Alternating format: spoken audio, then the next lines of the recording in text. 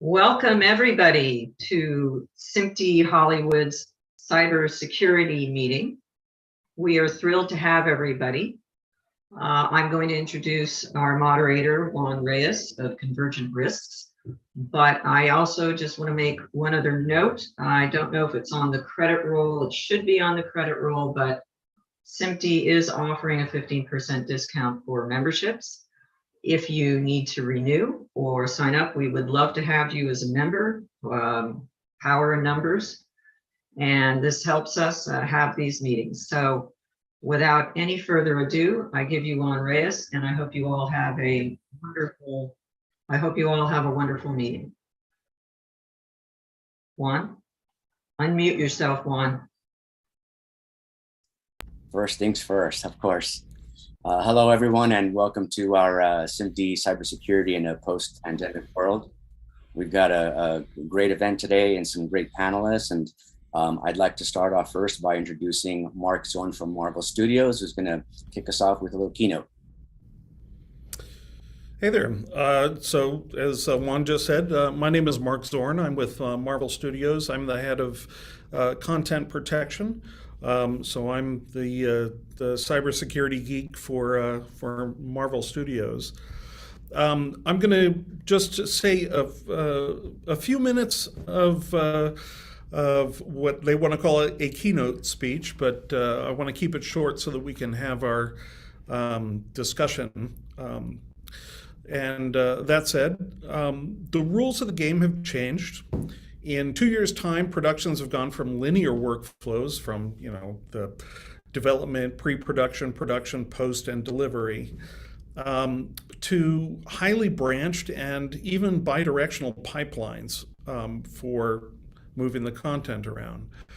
Now the term production implies the whole Megillah. So it used to be straightforward to point at systems, networks, environmental security as being where the big vulnerabilities are. And that was predicated on the controls that happen at each step along that linear workflow.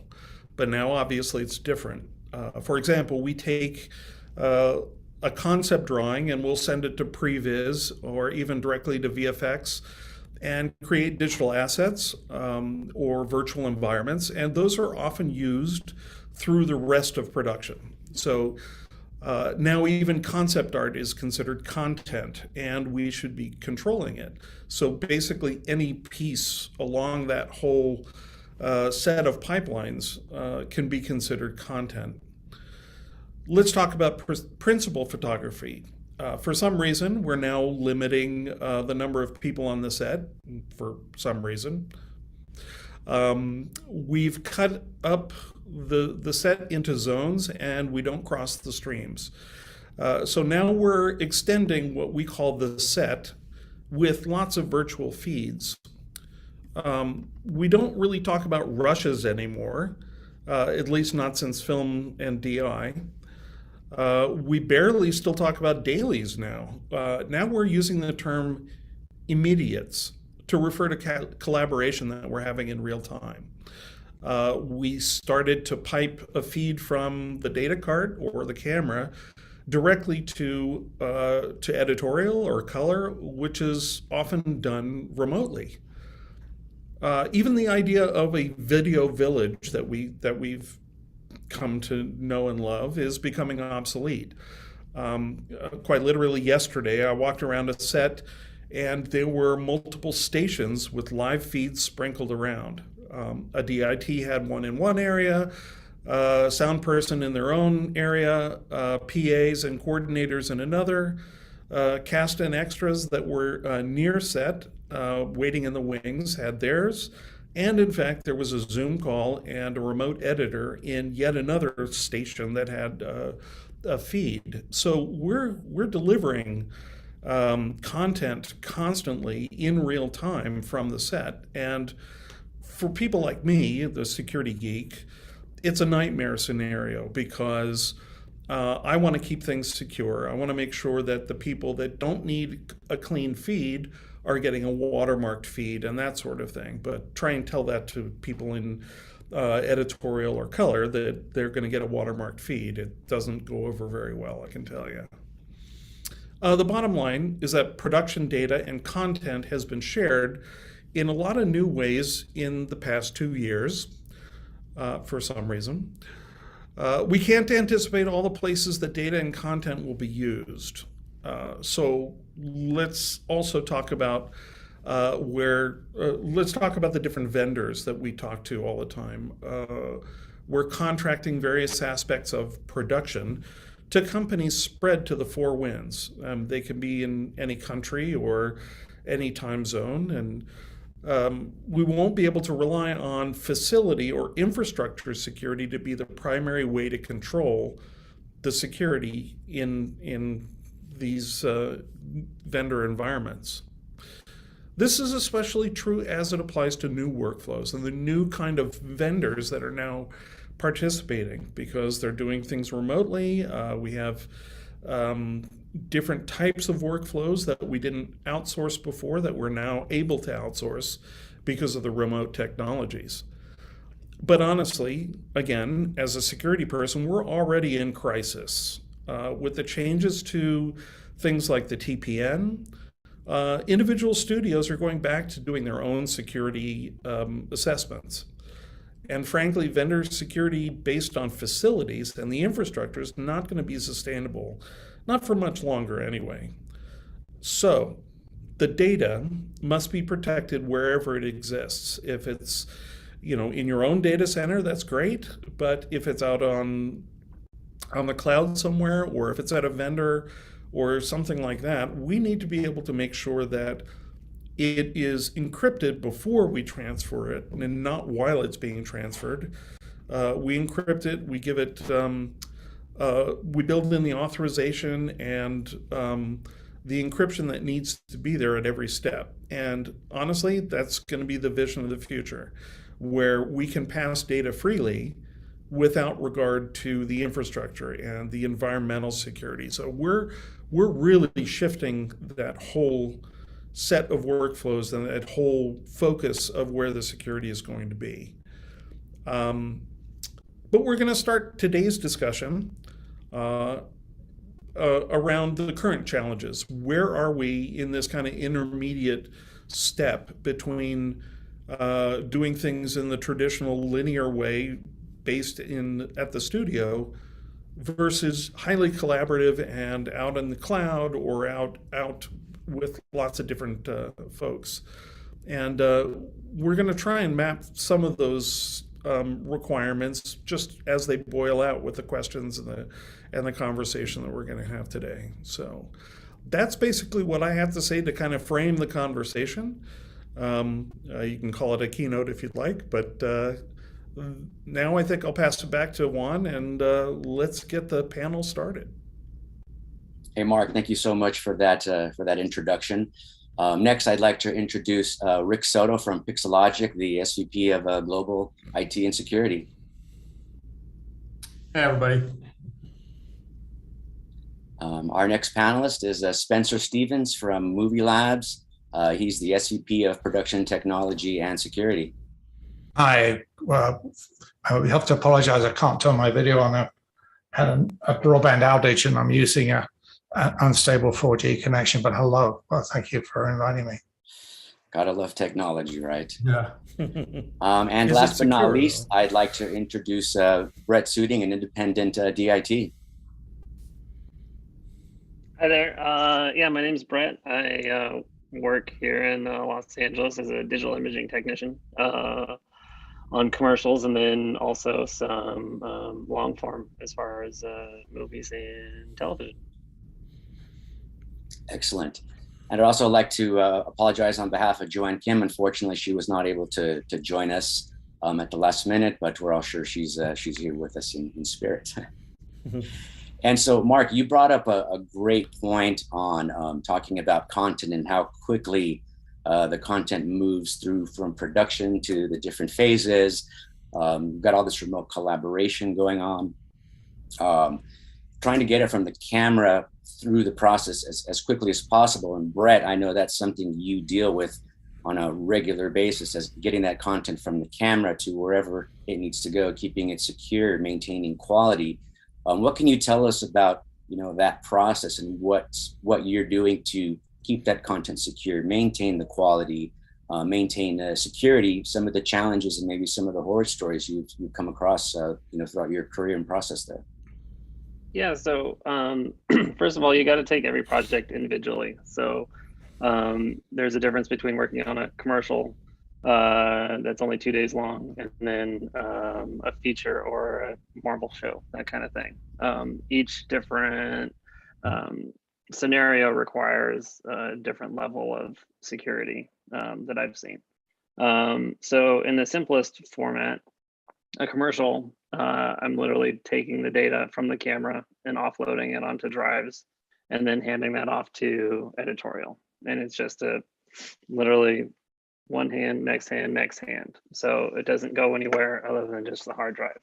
In that instance, the hard drive's not encrypted or anything. And then otherwise, for bigger stuff, I've had instances where the client will say, no, this is very important and we cannot let anyone see this and we can't get it out and let anyone know about it. So in that instance, we've had encrypted hard drives and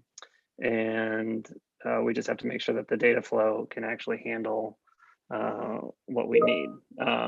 In one instance, I was on a TV show and Post sent us encrypted drives and it was like USB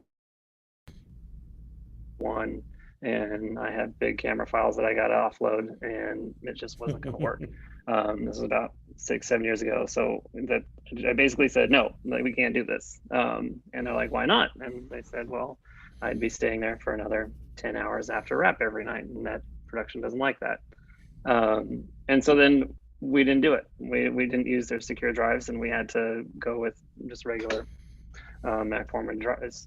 So yeah, each scenario requires its own set of logistics and we try to meet everyone's needs, but ultimately I am responsible for media off the camera and allowing production to keep going. So that's where we stand. Wow. And so in a situation like that, Brett, are you looking about maybe trying to see, well, you can't use the drive because it's not fast enough? Are you looking to maybe, well, let's encrypt the content so at least there's some level of security, or is it more like, let's just get it out and just hope for the best? Yeah, it's always a balance between budget and the needs. So if the needs are high and the budget is high, then we can accommodate anything. But if the budget's not there, then we got to make accommodations. So yeah, if it's for someone that's willing to pay for fast encrypted drives, then by all means, let's do that. And I'll give you a list of suggestions of what to use. But if it's a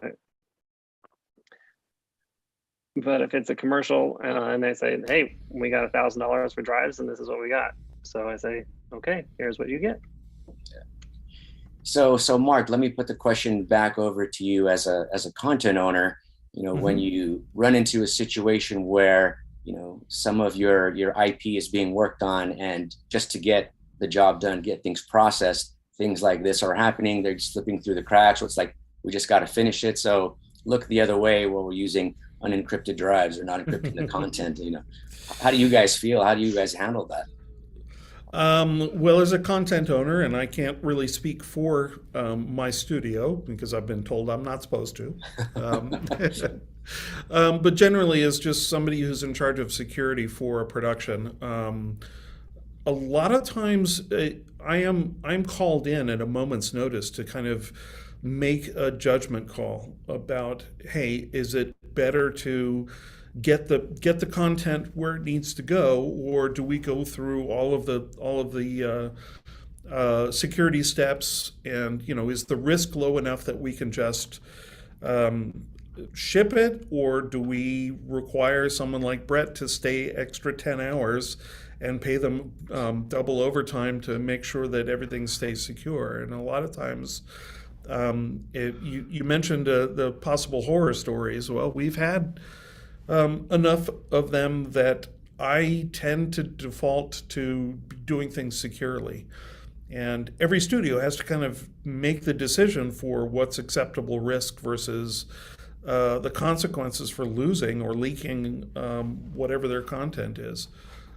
For a studio like the one I work for, that risk, we're very risk averse. So we go the extra mile to make sure it stays secure. But that may not be true for other studios. And I think if you were to pass that on from, say, a content owner over to a servicing facility such as, PixelLogic, we take security extremely strict as well with our security program. And we always try to go that extra mile as well. I think anybody tries to go that extra mile these days, right? To really tracking like a chain of custody of those assets. That being said, either on a physical drive or a digital transmission file that's coming over into an environment within our facility. So, taking those extra steps of making sure that those assets are actually secure, they're scanned for any type of malware viruses, and before they go into any type of production infrastructure network. So I fully see where you're coming from there. Juan, before we leave this topic, we have a question that's really relevant to our discussion. Somebody's asking if equipment vendors are providing enough in-camera encryption help or transfer security at the front end. Maybe that's something, Brett, that you'd like to address first. I haven't seen anyone try to do encryption in the camera. Unfortunately, I don't think that's a good idea. We want the camera to be working 100% of the time, and we always want to be able to get the data off the mag.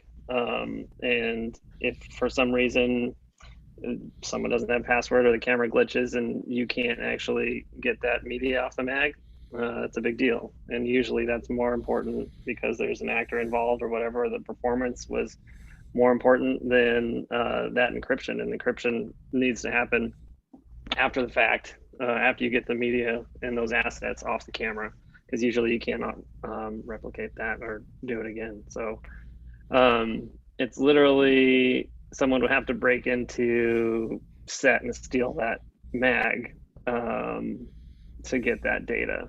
And we're not talking about live stream or anything like that. This is just the raw media files. So there's two things here that I think we've got to be cognizant of. What Mark and Brett started out talking about was actually just simply risk tolerance, right? And, a lower budget production that can't afford a lot of security and doesn't think its content necessarily is as valuable as one of the Marvel movies has a higher risk tolerance than Marvel does. I mean, I imagine that Marvel's risk tolerance is somewhere around 0.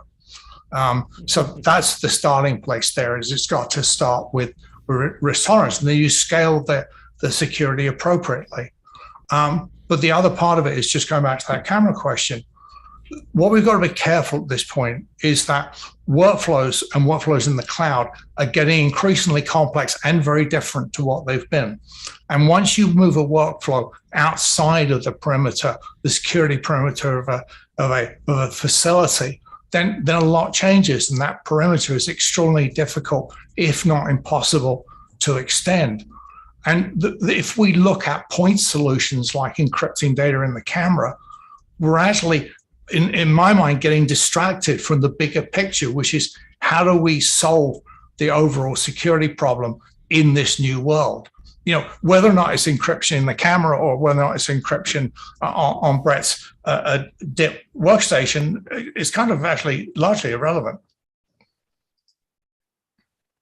Yeah, but honestly, I think there's no substitute for thinking ahead and being prepared and trying to get the right equipment at the right solutions where they need to be. So if that means that the encryption is being done on the data cart or on the removable media that has encryption built into it, it needs to happen before it moves outside that perimeter that's absolutely. Yeah, I wouldn't disagree with that, but the point is, you have encryption on the camera, then you got the question of what is my key management strategy? If I'm encrypt on the camera, then I really don't want to, in my view, you encrypt at the camera, whether on it or next to it, and you don't decrypt until you actually want to use that content. But the point is that requires a key management strategy. Otherwise, you've encrypted something and, hey, where are the keys? I can't decrypt it. Yeah, you start getting into a fine line of creativity versus security, or is it creativity with security? How do we make sure that it would simply have to integrate the security and the whole security architecture into the workflow in the same way that writing software is going from DevOps to DevSecOps. We need to do the same thing here. If we rely upon externally the security imposed externally to the workflow, we're going to end up a lot of unhappy creative people. And I've seen it lots of time where the A-list talent does not want to follow the security rules, and you end up with somebody putting the dailies and hand delivering them to them on an iPad and taking the old one back. So I mean, we've got to get security to the point where it does not interfere with the creative process. No, absolutely, 100%. And there's so much that's going on, as part of the production. Then you get into areas like, Rick over at Pixelogic, where you guys have facilities around the world are working on the content. What are you guys doing in regards to keeping things secure across all of your facilities, across the use of the cloud? I mean, what are the things that keep you up at night, worrying? Well, I mean, we still took the approach to really tier our infrastructure, right?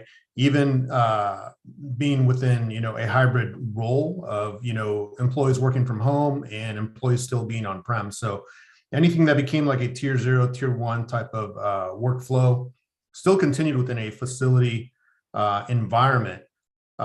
We did adapt into some AWS workflows, leveraging like, Amazon Workspace, having like Bastion servers involved, just pixel streaming capabilities where we were doing multi-factor authentication, and really, not allowing anything that was like super secure with our, content owners, which we still remained on-prem to do any of that work.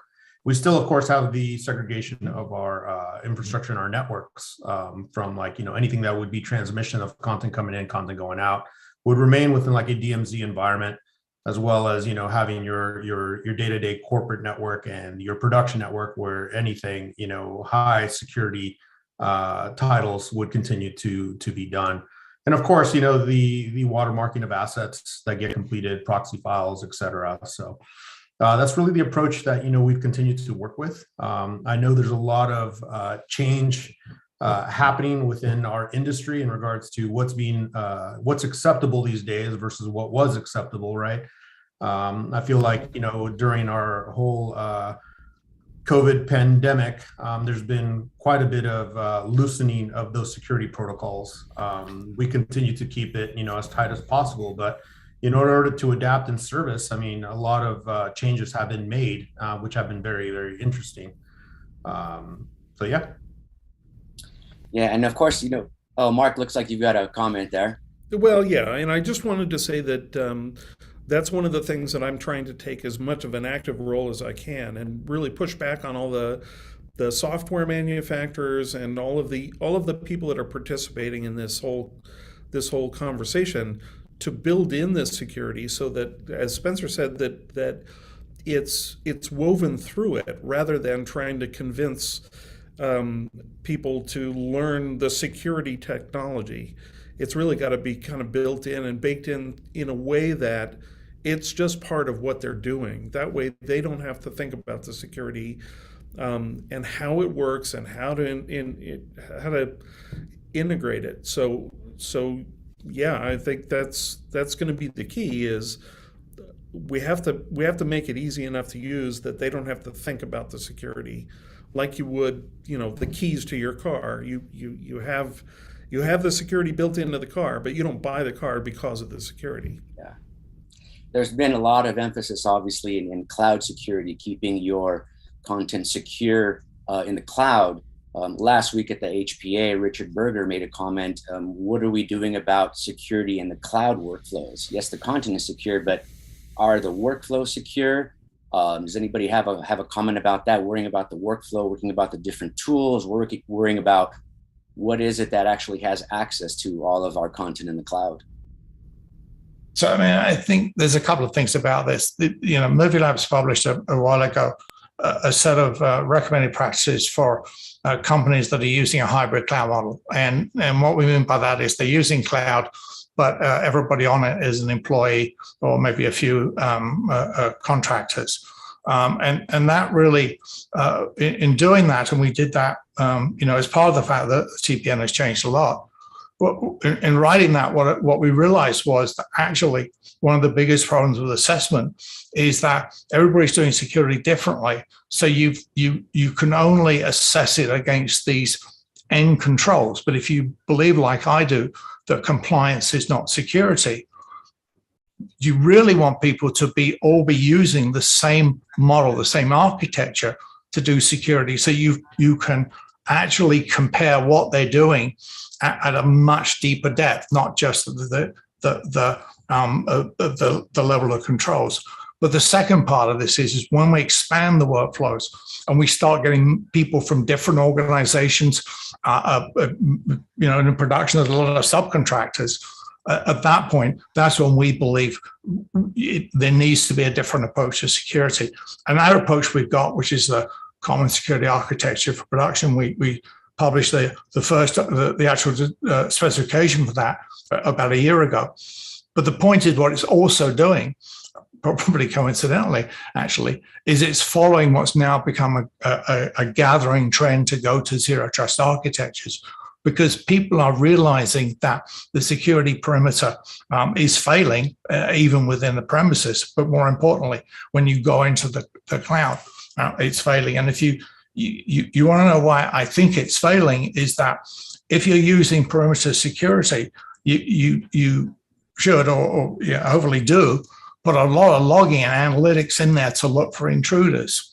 Well, if you think you might get intruders, you actually don't have 100% faith in your perimeter. So moving to a situation where you don't actually need to trust the network, which is the case with the zero trust model, that's what goes to the future. And we've built CSAP around a zero trust model. We've built it specifically to be integrated into workflows, because one of the first principles of it is that security should not impact the creative process. Juan, let me insert a relevant question here. Somebody's stated that this whole area of cybersecurity seems a little bit like the Wild West, and wants to know if there are initiatives underway to standardize a solution to solve these problems. Well, we have a lot of people working with us on CSAP, Common Security Architecture of Production, and we're now at the stage of getting it towards implementation. So yeah, there are a lot of people working with us on it. The problem we do face though in this industry is, apart from CSAP, this is not really a marketplace that people are going to fall over themselves to create security products on the sort of scale that needs to be created. I mean, and we built CSAP to, as much as possible, use existing tools, to use the tools that the cloud providers already have. And so there's some assembly required, but not much. But that, to our knowledge, we're the only people doing that that sort of standardization effort. But let me also say that Movie Labs, anything Movie Labs published is endorsed by the studios who are, Movie Labs is a joint venture of the studio. So anything that we publish, we only publish when we've got a agreement with the individual studios. Yeah, we've got CSAP, and then of course there's the TPN guidelines, the MPA best practices. Each studio has their own guidelines, which may be on top of that. Then you've got NIST and ISO requirements. There's definitely a lot out there that the vendors, the production, all need to be aware of and try to follow best possible to keep the content secure. Okay, but there is a difference. I'm sorry holding into this conversation. I'll keep quiet in a minute. But there is a difference between an architecture, which is how you do the security, and things like TPN or our recommended practices or whatever, which is Here's how we're going to check you did it right. And so there is a difference in those two things. And I think it's important they're not confused, because, we end up with 300-400 controls that, nobody can understand. No, that is absolutely true. There's the requirement, the guideline, and then to your point, Spencer, there is the implementation, the architecture behind meeting that particular guideline. Yeah, and I want to leap in here because I deal with literally thousands of vendors, and trying to negotiate with them to put in the security controls, either the MPA best practices or the additional things that certain studios want. And the problem is that they don't want to spend the money unless they know that they have the work, and they won't get the work unless they spend the money. So it's this catch-22 situation where somebody has to put up the money and and break that cycle. And one of the things that I'm personally trying to do is, and folding into what Spencer just said about using standards, I'm trying to make it so that we package data and we can deliver it into this zero trust model where we don't care where the data sits. When it is opened, we get telemetry that says where, who opened it and when, and were they authorized to use it, and all of that. And that can be kind of leapfrogging a lot of the individual controls that are so hard to assess against. If we can set it so that the data protects itself and it reports back when somebody tries to access it, that you can skip a lot of the other steps in between. Or should I say, we're addressing it from a very different perspective. Yeah, but definitely. Totally agree with that. That's exactly right. Yeah, I mean, for myself, I've done well over 200 security assessments over the last several years, and I've seen it all. And to mirror what you were saying, Mark, a lot of these vendors are like, well, how can I implement that if I'm not getting that much work to justify that particular cost? But even some of the basics, things like organizations not having a firewall or using the same computer for all of the production work and content transfers and email and internet access. So there's some. It can be kind of the wild west over there. So it can be a little bit scary. But then you get all the way to the other extreme where we start talking about zero trust, and how feasible is zero trust? What does that do for the work from home environment, the remote collaboration, and again, dealing with creativity, efficiency, speed, zero trust. Anybody want to comment on that? Well, I think, if you look at the trend in zero trust, as I said, when we first did zero trust, not too many, it was a small cadre of people that knew about it and were implementing it. But today, we got a directive from President Biden that says the entire U.S. government is going to switch to zero trust. So it's where we're going, and there are increasingly not a great number of tools that will support it, and you can find tools on all of the major cloud providers that do it.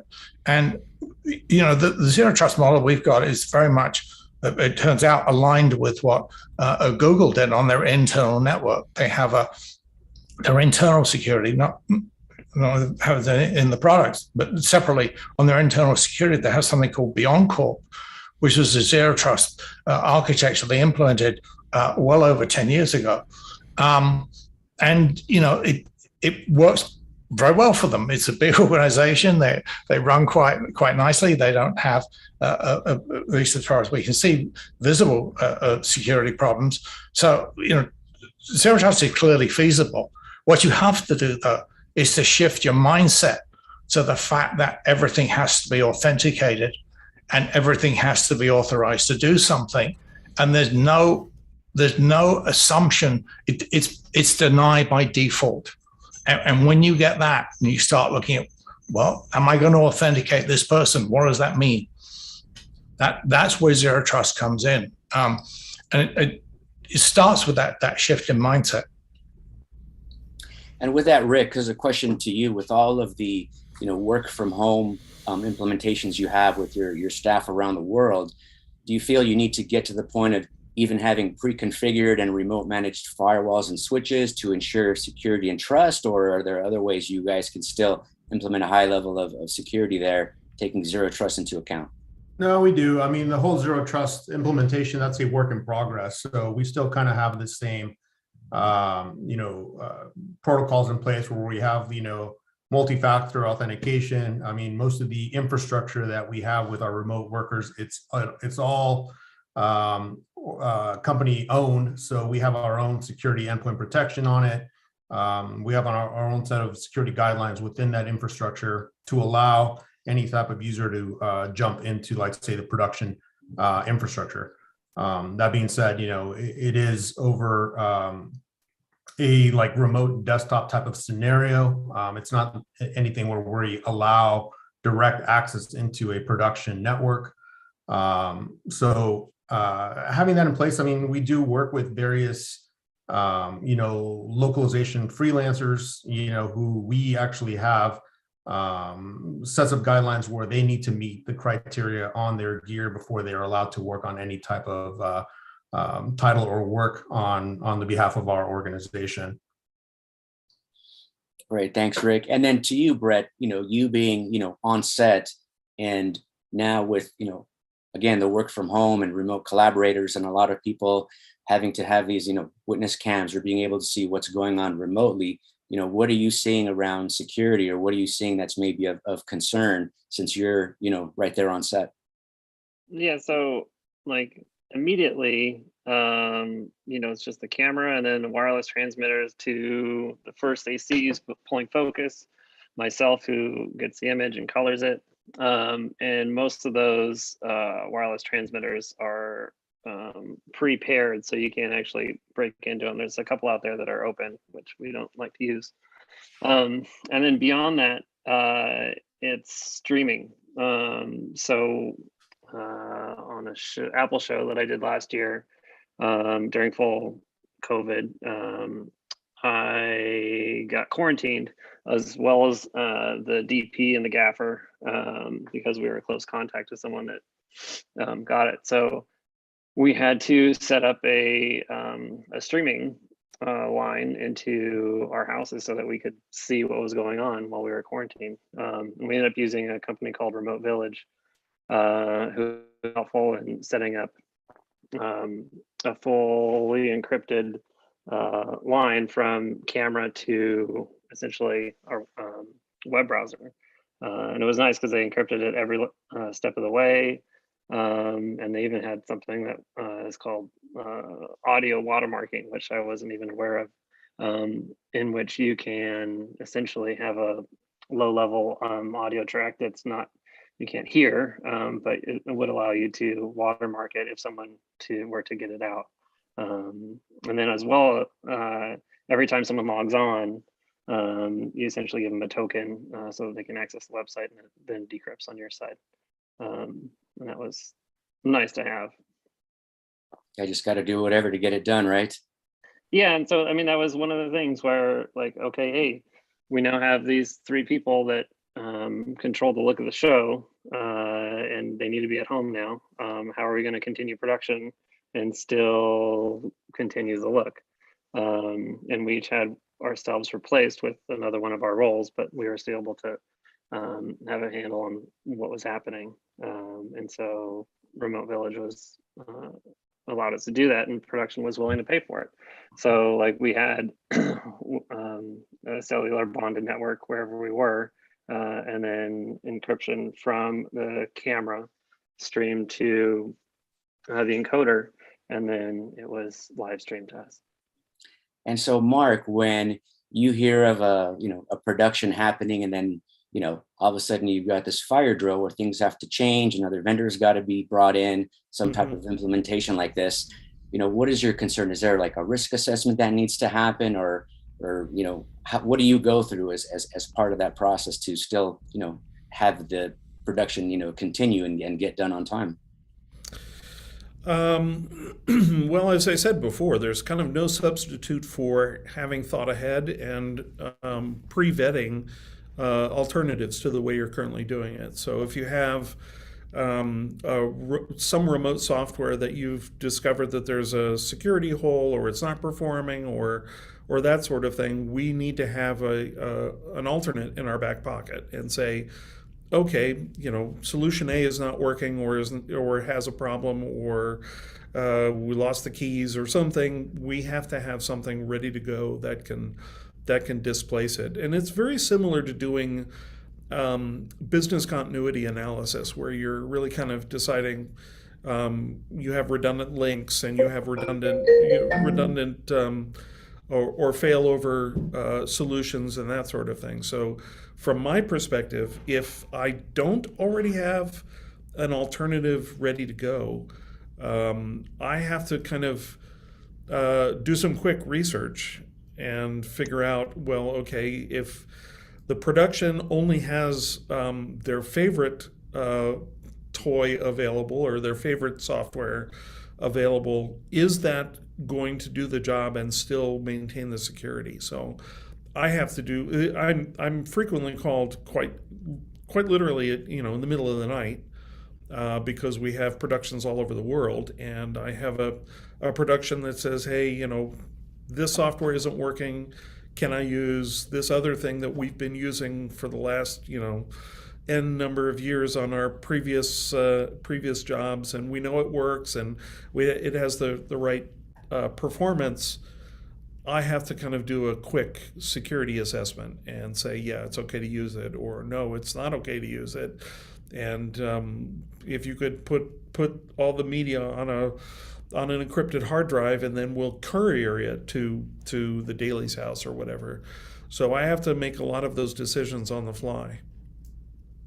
Yeah, I was actually going to bring up the point about risk assessments and whether that's something at the studio level, you're making sure that those risk assessments have been taken place and you've got history and details about each vendor, each tool, or is it something that on the fly, maybe you're having to do a level of risk assessment or an abbreviated risk assessment based on the situation? Yeah, and frequently, like I said before, my company really doesn't like to take risks. So we would rather do things that take a lot longer and maintain that security than to take a chance on something that we don't know enough about. I tell you, the amount of pre-production calls that I get from a high security client is mind-blowing compared to one that doesn't really care. I'll be in a full week of prep with meetings and so forth of what we need to do and how we do it, and this is our protocols and that kind of thing, versus the run-of-the-mill commercial that's just like, okay, great, you're gonna do it, awesome. So yeah, it's all about prep and ultimately like what you need and what your client wants, and we're here to make it happen. Yeah, and one of the things that I do rely heavily on is that even if I can't do the research myself, if there is an organization that is systematically looking at the different software or different solutions and coming up with a recommendation, I at least have, even if I haven't done the analysis myself, I can rely on a trusted source or a trusted outsourcer to do some of that analysis for me before I have to use that technology or that vendor.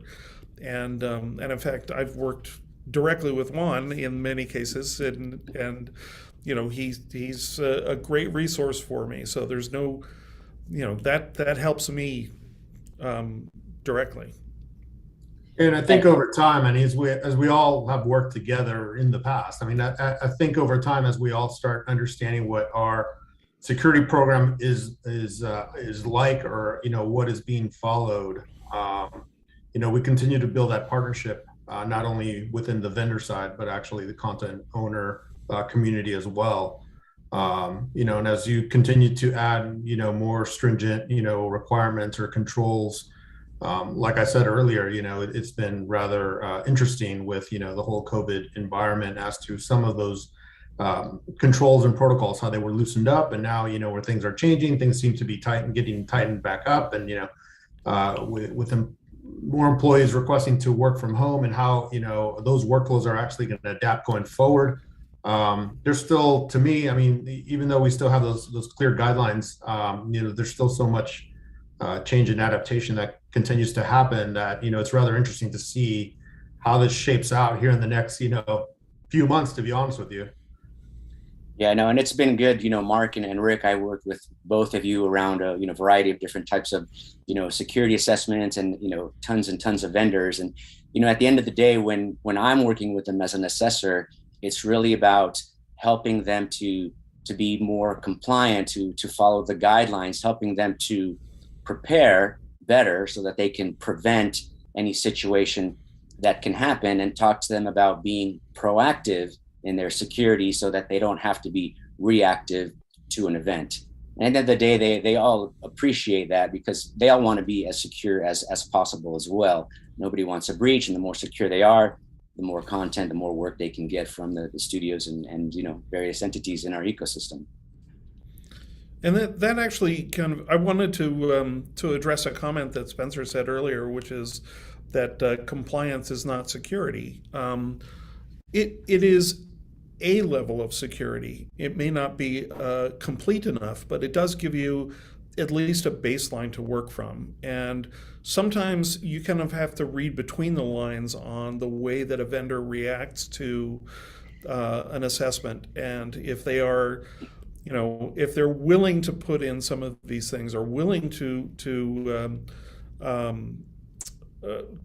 go through the motions and do the analysis at the same time, even if they're not necessarily compliant word for word or line or control by control, if they are willing to work with me to put in the kind of security measures that I'm looking for, that willingness and that attitude is almost more important than how they measure up against a set framework. To me, that goes from compliance to risk management, and that's where the real security happens, is in understanding the risk and addressing it, rather than just compliance and calling it good. I mean, the first time I worked on a Marvel TV show, maybe 10 years ago or so, the DIT I was filling in for was like, yeah, you have to lock the hard drive into the safe every night for the backup footage. I was like, what? What do you mean I need to? Who's going to break into the camera truck and try to steal a hard drive? But that's what they did, and that's what I did, because that's what they needed. So I mean, but I thought it was ridiculous at the time. Yeah, hacks and breaches happen. I mean, in 2021, we had the SolarWinds breach. There was the Colonial Pipeline ransom attack, the Kaseya hack, and you've got Log4j. So these are all organizations that are really working hard and spending a lot of time and resources into security, and look what happened. It can happen to anybody. Yeah. So Can we take a question from the Q&A? Yes, we have some questions that have been stacking up. Somebody wants to know at what point in the asset management transfer chain is currently the most vulnerable. So I think they probably meant the workflow. Who would like to comment on that? I think that the simple answer to that is wherever it's not encrypted, and that would include the point where you take it encrypted off storage, decrypt it to put it over a secure link and re-encrypt it. Those are where the attack surfaces are. Yeah, the process is only as secure as the weakest link. So wherever, to Spencer's point, it's not secure or not logged. I mean, those are areas you got to watch out for. Somebody earlier wanted to know how much is the weak link a person rather than technology. Yeah, let me jump in, because and I've been looking at the questions as they've been flying past, and some of them, my biggest issue is people that are working from home. And because of the pandemic, so many more people have to work at home. But I think that there's this huge yawning gap of the security that it's being closed now over time, but as we were forced to work from home, the solutions that enabled that were not very secure, and they're only now getting to the point where they're secure enough that we feel confident in letting people do the remote work with the high security stuff. But the problem isn't the technology. The problem is in that endpoint environment, when they are working at home. That's where that's kind of the dangerous situation is does the family member have access to, see what's on the screen when dad's working on a, a visual effects thing, or if mom's working on an editorial, or, any number of things. We want that environment to be at least secure enough that the people working at home are taking it seriously and keeping their family out, or making sure that somebody can't look in their window while they're working, and that sort of thing. So we, in an effort to kind of address that, we have basically said we don't want the content to ever exist in that remote environment. The content itself has to stay in the central place, and only a remote desktop gets delivered to the home environment. So somebody can't, offload it onto a thumb drive or something like that. Now that doesn't keep them from walking up to a screen and taking a picture and then posting it on the internet. We've actually been victim to that. So that's one of the things that we're really very, very careful about, is at least to make sure that the people that are working at home understand that we are extending a level of trust to people working at home, and not just simply saying, well, it's remote, so you're good, Well, Mark and anyone else, have we seen an uptick in these in hacking and problems during the era of COVID? I would say yes, because like I said, at least toward the beginning of COVID, when the operating environment was radically different than what they were used to, so the security to secure that environment lagged long enough that people took advantage of it. Okay. Anybody else have a comment on that? I think there's, traditionally with content security and production, we've worried about the exfiltration of data, the images and the audio and the proxies and things like that. But I think what we've also got to consider today is there's becoming extremely large number of ransomware attacks. And if I attack a small vendor and I hold them, because I pick on them because maybe they're not quite skilled in security as Mark's team, and I pick on them and I manage to, have a successful ransomware attack. The people running the ransomware attack know that vendor is working for a major studio that's got deep pockets. So we need to understand that the way the threat actors work is not just simply trying to get hold of the content. There are all sorts of other vulnerabilities in the thing, and disrupting the workflow is maybe very lucrative for them.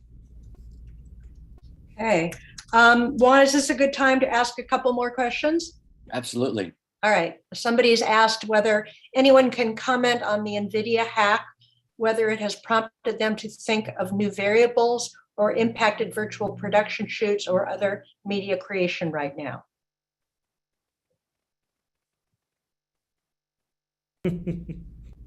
Let me just say there's actually was another thing actually to me was more scary. If you look at some of the technical stuff, you'll see that Samsung shipped 100 million phones where they had not properly implemented the security, in fact, the trusted execution environment in the middle of it.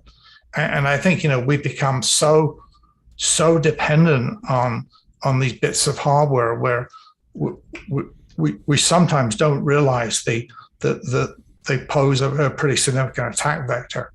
And, then you have to get into the fact, well, what happens if I don't trust my GPU? What do I do about it then? That, to some extent, that becomes part of the zero trust model. And, maybe the only way you can do it is to contain the scope of a hack that could come that way. Mark, you had a reaction to the question about NVIDIA. Would you care to share? Not really. I mean, I was just kind of smiling because a lot of the visual effects vendors, at least when I think of NVIDIA, I think of visual effects, but a lot of them are based on their CPU, and they really are not as dependent on the GPUs. So I kind of smiled because I remember having an argument with a visual effects developer about whether GPUs are better than CPUs. So it was more of an inside joke, to be honest. So well, I know that was I more know my reaction. I know NVIDIA has also come out with a zero trust framework for developers, the Morpheus AI based platform. Any comments on that? Honestly, I'm not familiar enough with that hack to really comment. I would be guessing. Okie dokie. Somebody has a question. If there is a high demand, this is a good question for you, Juan. If there's a high demand for security consultants with production companies right now, and if so, what qualifications are they looking for? I mean, there's always a need. You know, one of the big things around security in this space is really having an understanding of the workflows that are required of some of the tools and of the requirements of the different studios there. I don't deal so much with the on-set as I do, later on in the post side, where I'm dealing more so with the different vendors that are, involved, the, editing, coloring, dubbing, transcoding, et cetera. But I mean, security is big. I know that the job market is continuing to grow and thrive. So definitely some opportunity there. Mark, you were also kind of nodding your head. Yeah, I have a very strong bias where I have a very strong bias toward productions. And maybe it's because I've been working in production for a long time, and I really, I have no patience for traditional information security people that think, data is data is data. And that doesn't go very far in the media and entertainment world, as far as I can tell, where you really do have to understand the workflow, and you have to understand the tools, and you have to understand the culture and what the obstacles are to adoption of even the right solutions. Because I have found that information security people, and they're frequently on the corporate side of a studio, they'll always kind of say, well, we own the studio, so they're going to put in the security that we require. And the folks in production always just kind of smile and nod and continue doing their production. So I get very, I don't have patience with people that don't understand what production is about. And so, Mark, with that question to you would be, what are the things that really keep you up at night, or maybe even things that you're afraid to ask? Oh boy, this question has come back to haunt me, because I believe this is the question that I posed to you. So, for this panel, the thing that keeps me up at night is the people that are not willing to talk to me.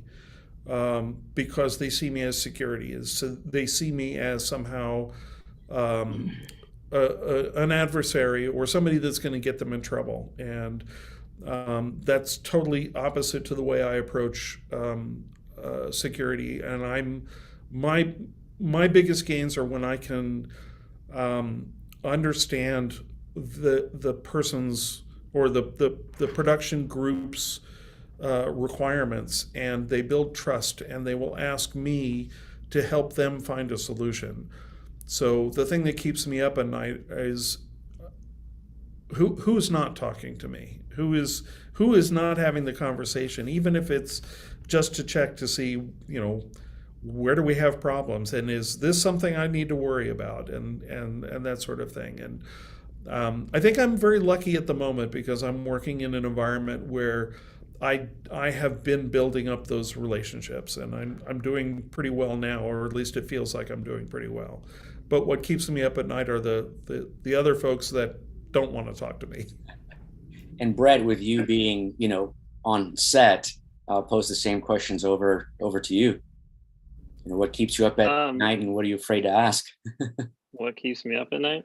I don't know. I try to keep stress to a minimum. So you try to do my homework before the job rather than during the job. I think it's really just setting up the right workflow for the right situation. Like I work with clients that require one workflow, and I keep saying this, but like if you get it set up right, then it can all go well. But if you don't, and you don't set it up, then who knows what can happen. But yeah, I think I was laughing like about what you were saying, Mark, about how it's the people that you don't want to talk to you. And I think that's funny because usually you see security as like, stay away or whatever. But no, once you can make friends and once they realize what you need and you realize what they need, that's when it all kind of comes together. Because we'll come at it with production's a big rolling ball, and once you get it going, it's got to keep going. And so you have to make sure that you have taken the right steps to make sure that that ball can keep rolling. And you don't want to get in the way of it because that can cost more money in the long run. Yeah, I don't know what really keeps me up at night. I think it's just about doing your homework beforehand. Yeah. Here's one thing with those SDATs is that sometimes we don't get enough prep. And so production will say, hey, you're only budgeted for so many prep days, or even on commercials, it'll be like, maybe you don't get a prep day. But I think prep is the most important part of this. And a little plug for us is that we should always get our prep days because that helps out everyone. No, good to know. And how about you, Rick, on your side of things? So I'd have to echo what Mark said. I mean, realistically, I think having that level of collaboration and communication with your business units, your organization, as well as your content owners really helps you kind of mitigate that, right? I mean, the stuff that keeps me up at night, to be honest with you, I mean, it became worse as people started working from home, right? I mean, kind of like what was brought up of, the security portion of it, even though your employees are under like non-disclosures, they got NDAs. I mean, their families have to continue to understand that, they need to drive that to their kids or their friends. Like, you got to do your best not to be able to, see what's actually, or what you are working on, but, how do you secure somebody's home environment? How do you stop somebody from actually, driving something or posting something on social media? I mean, for us, it's clearly, security communiques, ongoing security training, over communicating, to be honest with you. And to the point where, like you guys are saying, you build those relationships with team members of your organization, and they feel comfortable talking to you, and they don't see you as, hey, you're like the Grim Reaper where you're going to say no to everything we want to do. We try to find a solution of, hey, how do we manage this? How do we make it happen? If it takes, building a panel, to really discuss and debate what you're asking, and, it goes out to your content owners or who you're servicing, then we take it that way, right? And then if the answer is, hey, we can't do this right now, but we'll look for an alternative solution, then that's what we do. Juan, we have a great segue question here, segue from what Rick was talking about, which is somebody's asking if anybody is using an app or a browser on a remote screen that monitors the user's biometrics to make sure that the person that is authenticated to view the content is the actual person there. And the person added that remote certification testing companies use this type of technology. I mean, I'll make a quick comment in that, in speaking with a lot of vendors when I'm doing the assessments, the question of, for the work, the work from home staff, it's like, do I put a camera in them? Do I have to watch them? But then you're getting into, they're in their home. There's a level of privacy there. And obviously, you don't want the camera to capture the screen. So you can get into a little gray area when you're looking at some type of implementation for that. Yeah, I can tell you that one of the things that I require is two-factor authentication. And if one of those factors is biometrics, like on the Apple, you have the fingerprint reader or something like that, I'm great with that. I love that. But if it's you have to have the device and you have to type the PIN on the device to get in. It's not necessarily biometrics, obviously, but it still makes it so that it's difficult for somebody to spoof that. So multi-factor authentication is at least going in that direction where biometrics can be a good piece of that. I'm going to break in here. I think our time is coming up. What do you think, Juan? I think we're getting close. I think one last question over to, Spencer. We were talking with all the other panelists about, what keeps you up at late at night, or what are you afraid to ask? I know obviously, Movie Labs has released the, CSAP material. So any last words from you? I mean, it's not what keeps me up at night. What keeps me up at night is the voices in my head. But but the thing really, I think, is that, and I absolutely hear it all the time here, is that the people doing security are faced with an extraordinarily difficult job. They've got to find ways to work with the productions, which is difficult because the tools get in the way of the creative process. And what's more is they have an increasingly complex problem, and it's becoming increasingly complex, both because the way the workflows are done are changing, but also because securing things is much more complex than it ever was before. And as attacks come along, there's something else you have to defend about. And I think I think that the challenge we face is the fact of how do we help those security people, those people in the trenches, work towards a different paradigm, because it's very difficult to work towards a different paradigm when 110% of your time is trying to deal with the difficulty of using the paradigm you've got today. And that, I think, is, otherwise, if we don't do that, we continue to dig a hole. But who can stop digging the hole for long enough to take a look at that? Yeah, I think the ultimate goal here is moving from creativity versus security to creativity with security. Yeah, absolutely. I mean, I've worked both in production and in security, and I think what Mark was saying earlier is, the corporate InfoSec people generally don't understand the incredible difference between the workflows in media production and those in an enterprise. Or more than anything else, the tremendous pressure and time constraints that they have. One of the things in a previous job, we had this this nickname. We would say, once a production is up at production speed, they won't talk to the security people. They'll just, they won't even pick up the phone. If they're at production speed, good luck getting them to answer. So, yeah. Juan, is it okay if we close on that note? I think that's a great note to close on.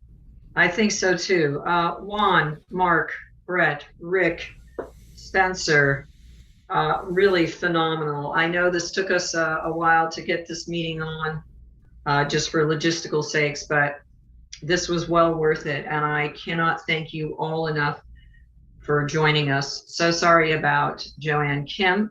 I also saw that we had Annie Chang on for a while, which was very, very nice. She's no longer on. And again, as I've said this ad nauseum, and I'm sorry, but the attendees are as impressive as the panelists. And it is wonderful to have all of you join us at this time.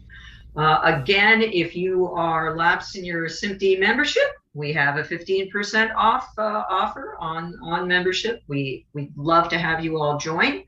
And also Deborah Kaufman, one of the producers. Thank you so much for breaking in on the Q&A. As always, you are brilliant, brilliant, brilliant.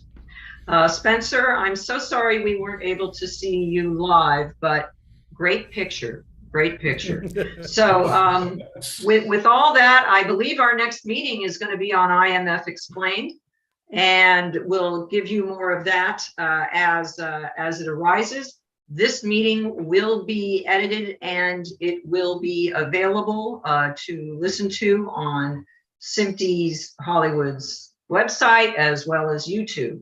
So with that, I hope you all have a wonderful rest of your day. I thank you so much for joining us. And this is Linda Rossner, Chair of SMPTE Hollywood, saying thank you so much to all. Take care. Thank you. Thank you, everyone, and thank you, panelists. Thank you.